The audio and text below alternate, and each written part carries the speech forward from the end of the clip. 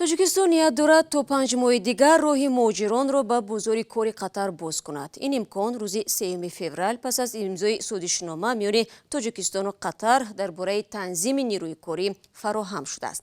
ҳамкорам Искандари Хоҷамирзода бо муҳтавои сӯзишнома ошност ва ман қабл аз шурӯи барнома аз ӯ дар бораи шарту шароити интиқоли нирӯи корӣ аз Тоҷикистон ба Қатар пурсидам. бале шаҳло, дар назар аст шаҳрвандон бар асоси шартномаи байни коргар ва корфармо ки тибқи қонуни Қатар оид ба меҳнат танзим мегардад, кору фаъолият намоянд.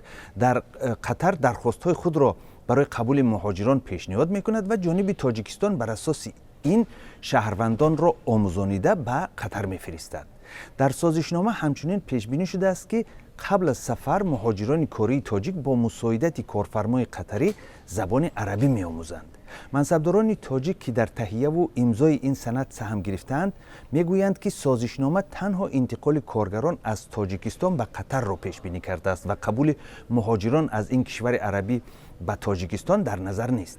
дар созишномаи мазкур аз пардохти ҳаққи роҳгиро то суғурта, таъмини ҷойи хоб, шароити хуби корӣ ва дар ҳолати маҷрӯҳ шудан ва ё фавтидани коргар ҷубронпулӣ аз тарафи корфармо пешбинӣ гардидааст.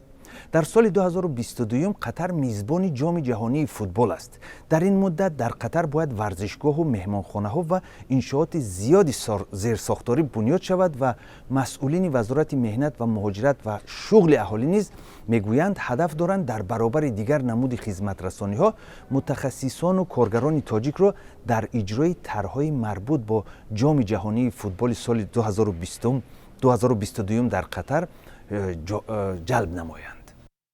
хуб, чун сухан дар бораи чемпионати ҷаҳон дар соли 2022 рафт, ман ҳам дар ҳамин бора мехостам суол кунам. то ҷое медонам расонаҳои ғарбӣ ва созмонҳои ҳомии ҳуқуқи башар аз поймолшавии ҳуқуқи коргарон дар сохтмонҳои варҷгоҳҳо барои ин мусобиқа шикоят кардаанд, магар не? бале шаҳло, соли 2013 созмони ҳомии ҳуқуқи башар Amnesty International гузориш дода буд ки муҳоҷирони корӣ бахусус коргарон аз Непал сари вақт маошашонро нагирифта дастаҷамъӣ гурусна ҳастанд. ҳамон сол FIFA, иттиҳоди байналмилалии футбол, таҳқиқот анҷом дод, вале кадом амале ва ё иқдоме матраҳ накард.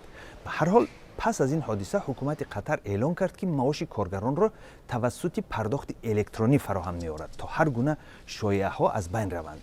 ҳукумати Қатар бо созмонҳои ҳомии ҳуқуқи коргар ҳам ҳамкорӣ ба роҳ андохта ваъда додааст ки шароити кории хориҷиёнро беҳбуд мебахшад.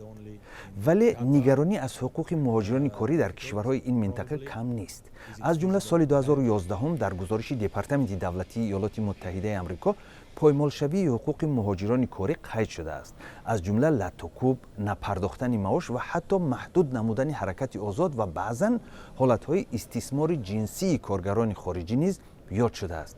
ба навиштаи созмонҳои ҳомии ҳуқуқ дар Қатар қонуни сарпарастӣ ҷорӣ мебошад, яъне сарпараст ҳар лаҳза метавонад якҷониба коргарро аз иҷозати иқомат, тағйири шуғл ва ҳаракат маҳрум ва ё маҳдуд кунад. аз ин рӯ мардикорон метарсанд ки дар ҳолати шикоят онҳоро аз ин кишвар ихроҷ мекунанд. умедвор мешавем ки аснои ҳамкории Тоҷикистон ва Қатар дар ин соҳа ин камбудиҳо ва ё ин нигарониҳо мадди назар хоҳанд буд. ташаккур. ҳамкорам Искандари Хоҷамирзода буд ки дар бораи сӯзишномаи Тоҷикистон бо Қатар маълумот дод.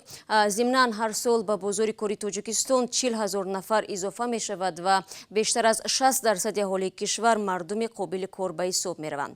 то соли 2016 тақрибан 6 миллион нафар аз аҳолии кишвар қобили кор буданд ва бисёре аз онҳо ҷавонҳон ҳастанд ки бар асоси меъёрҳои байналмилалӣ сарвати бебаҳо маҳсуб мешаванд.